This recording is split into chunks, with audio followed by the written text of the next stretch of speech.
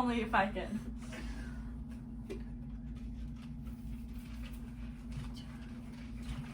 But you just can't break the feeling. Hey guys!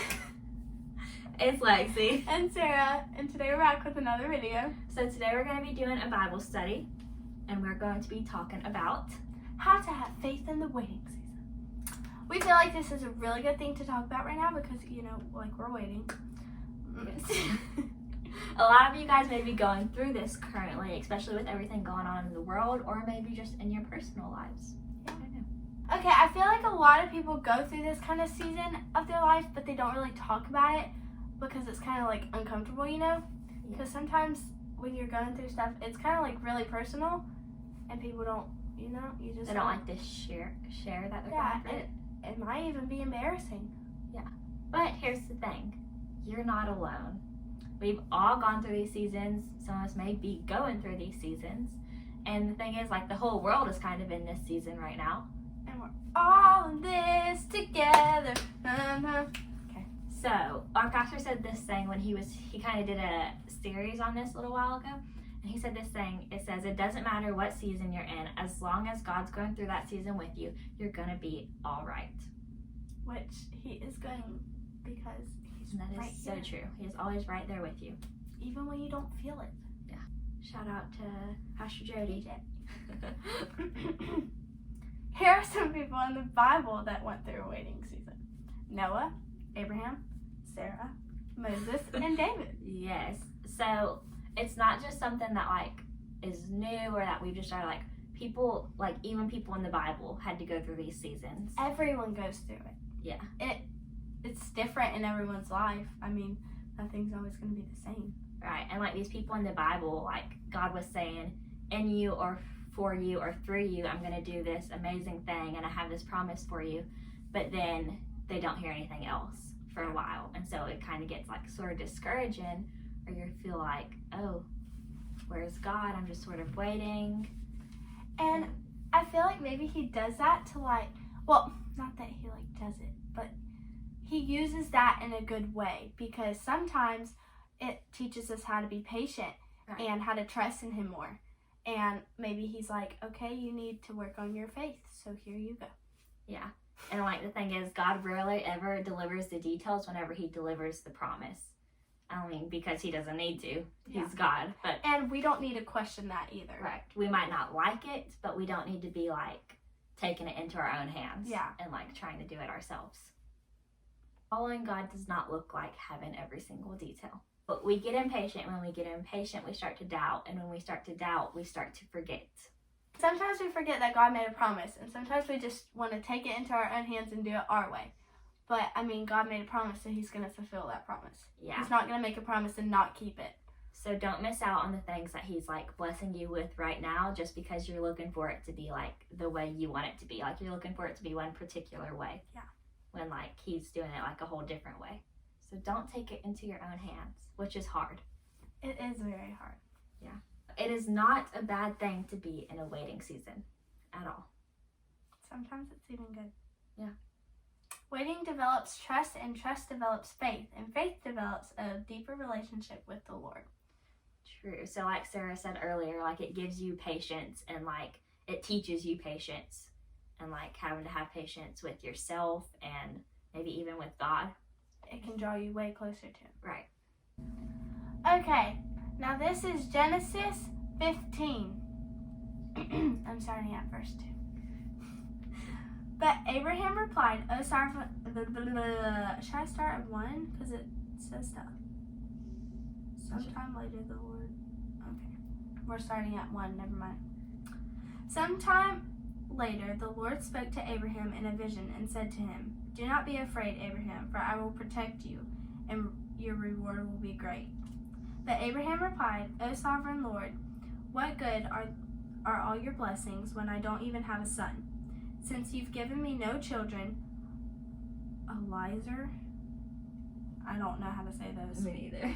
"A servant in my household will inherit all my wealth. You have given me no descendants of my own.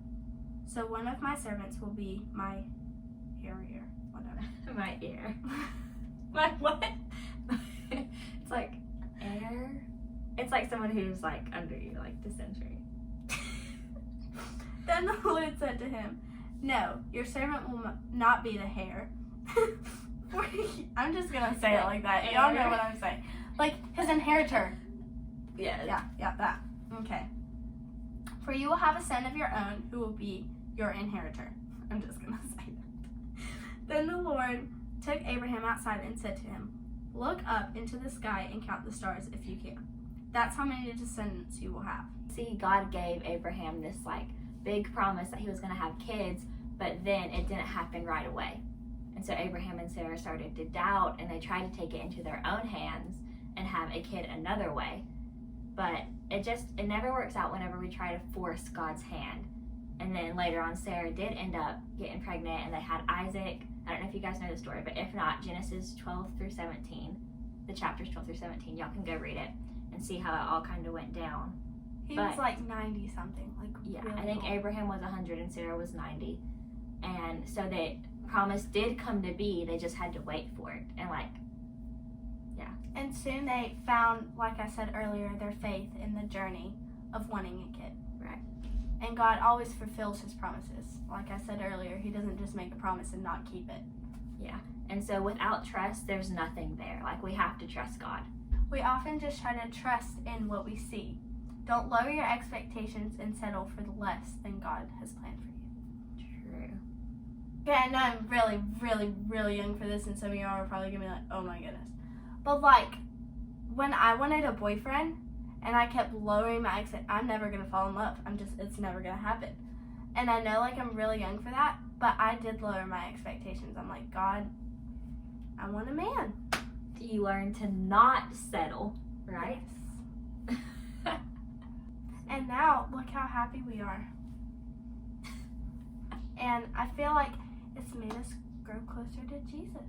For sure. Also, what is it that always people say? God will send the right man. I know we're not talking about men right now, but he will.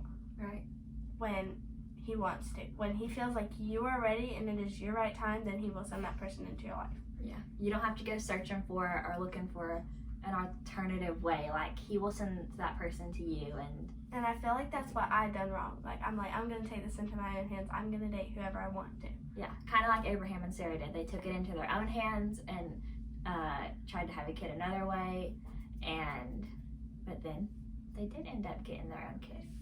Your challenge this week is to not settle your expectations lower and to always have faith in God and work on your faith.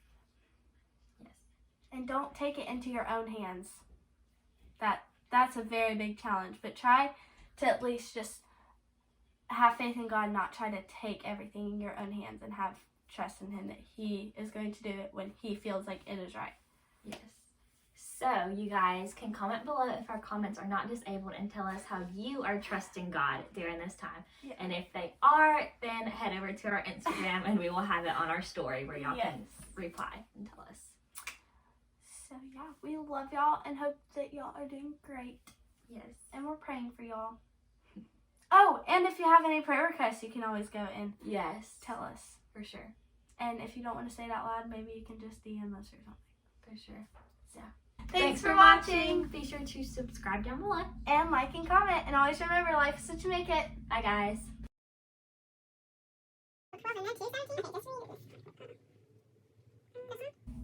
Yeah. That was a very bad example.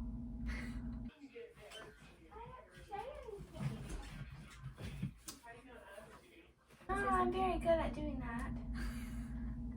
Okay, so here are some oh my gosh.